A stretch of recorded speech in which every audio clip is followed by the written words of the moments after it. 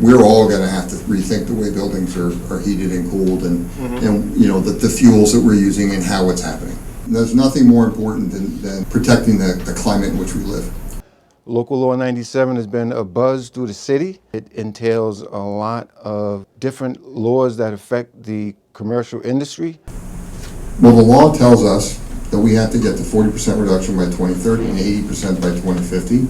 Law 97 came in through the de Blasio era, and right now the time frame of that is a little rough, a little tight, so what we want to do is just answer all the questions that we got. Can you give us an overview of the Adams administration's view on the city's role in combating climate change? Yeah, this administration is committed to leading a just and equitable transition to a carbon neutral city, and that requires partnerships with the operators on the ground, like the gentleman in the room, and everyone's part of Local 94. Greening buildings, that's incredibly important through laws like Local 97. That's first in the world kind of building performance standard. Right, and it's not just New York City, right? We're the first ones, right, to start thinking about these hard questions and really tackle problems, because we're New York City. That's what we do. We're first. Future-proofing our city, so that entails decreasing our dependence on oil and gas to serve our buildings, increasing wind and solar, geothermal energy, really deploying that so that New York City can really reap the benefits of having carbon-free electricity flowing into our city. As the Local Law 97, we had our best intentions by installing a boiler plant. We also went cogen. For those of you who that's a new idea to, we have gas turbines, which work like a jet engine. We feed them with gas. Each one can produce 2,000 kW, of which I have 6, which comes out to 1.2 megs of power. Now there's no adjustment in the law for me co-generating, right? If I just purely run a generator, and make power, there is a fine for that. Supposedly, I am going to get a reduced fine or some kind of leniency because I will be co-generating. What that means is in the summertime, the cogen plant produces 200-degree water. I can use that to make cooling, oddly enough, out of an absorption chiller. It's magic. Okay, we put hot water in, we get cold water out.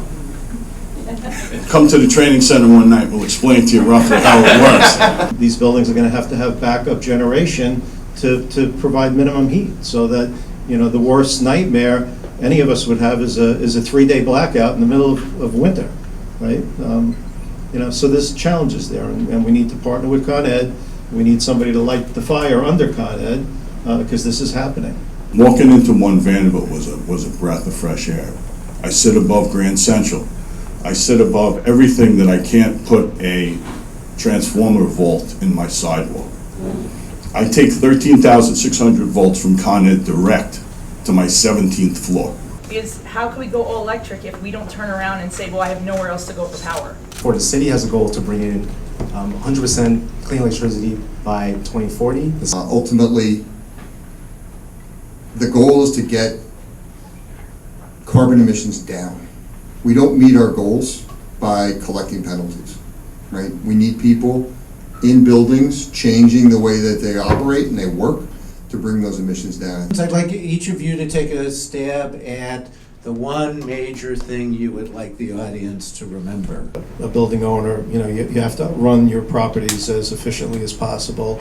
Lean on the building staffs that you have and the people that come out of programs like this with the training. They know how to operate buildings. They need to be given the tools. We meet every year. We're trying to find better ways to get that power. I think if we have good, clean, high voltage, that's what it's going to take. In order to do that everywhere, it means revamping the whole grid. I don't know. It all aligns with science-based targets, so my main takeaway is to look to the leaders, to learn from their best practices, to think globally, act locally, act Local 94. Start now. Look at your buildings. Look at what the future is coming. Look at how you think you can get there. Look at all the pieces of the puzzle and start a timeline.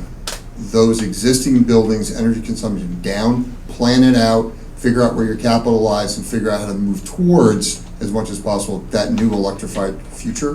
Because if we can get all the energy, right, or if we can get a zero emissions grid, it makes a lot of sense to try and leverage that to keep the emissions down locally in the city. We leave ourselves, our children, our grandchildren, our great-grandchildren, a planet they can live on. So when you look up and you see the Rangers colors on the top of my building, that's brought to you by Local 94.